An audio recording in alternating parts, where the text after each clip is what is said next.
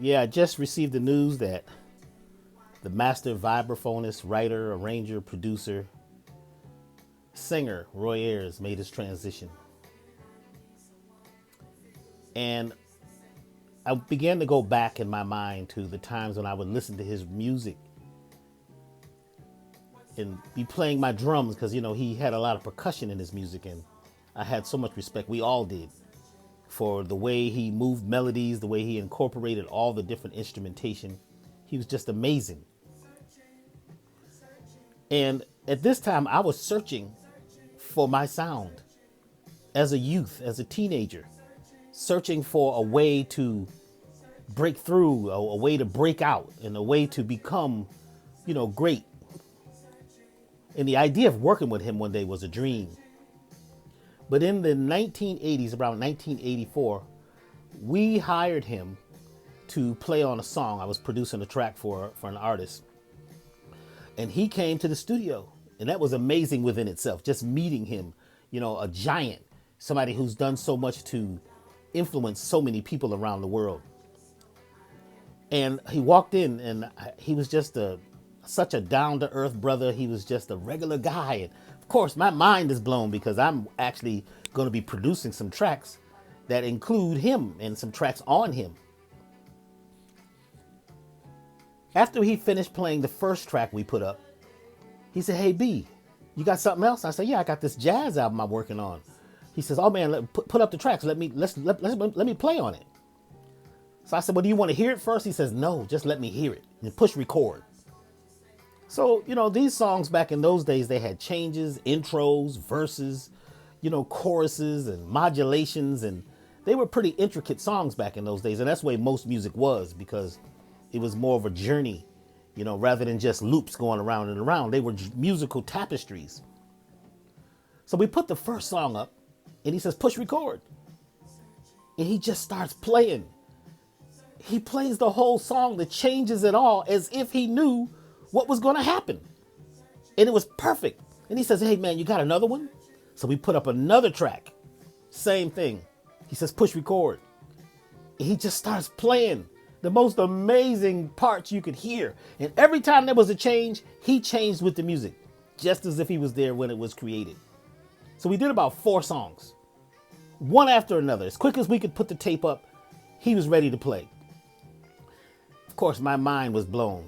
First of all, he's in my studio, at my home studio, and he's recording on a track that I wrote, or tracks that I wrote, and he's playing them as if he was there when they were created. That blew my mind. How could you do that?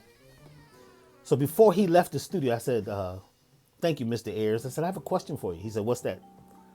I says, "How is it that you could just play all these songs that you never heard before?" He looked at me and said, "Son, there's only one song." And he walked out the door.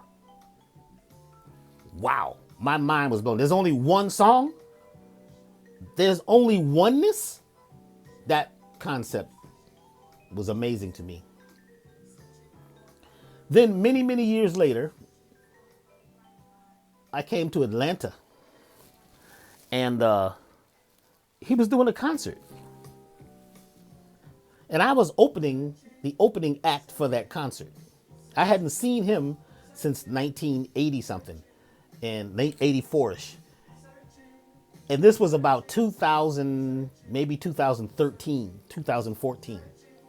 So I opened the show, I do a whole meditation with the audience. And then he comes on. And he's doing his thing, and there's a set of congas on the stage. Nobody's playing the congas. He looks at me in the audience, he points to me, and points to the congas, as if to say, "Get up and get on the congas." So I get up, I'm playing on the stage with Roy Ayers. This is like, wow, this is amazing. The show was off the chain. It was just, historical. And I was just so glad to be, on the stage with him. And that was the first time I played live with him. And when the show was over, we walked off the stage and he looked at me and he says, "So you remember, right? You know now. You know what I was talking about, right?" I says, "What?" "There's only one song." First of all, wait a minute. He remembers not only who I am, But he remembers that that was the statement he made to me in 1984. That statement was that's been my that's been my basis for everything. I should say down in my basement. Yeah, that's been in my subconscious. There's only one song. And the fact that he remembered that, it changed me. And that's been a thing that I have always used, is that concept of oneness. So as I was searching for a sound, searching for myself, Mr. Roy Ayers put it in my hand.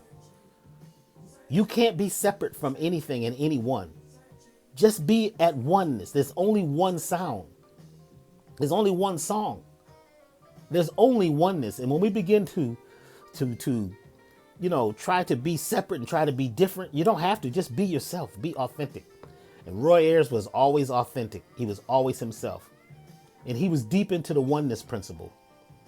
And the thing that he left with me has never changed me. And it's been a part of my concept forever. Roy Ayers, thank you. Thank you. Thank you. Thank you. Thank you for all the things that you have done and all the things that, you have instilled in all of us as we search for ourselves and find out that we were at home in oneness all the time. Thank you, Roy Ayers.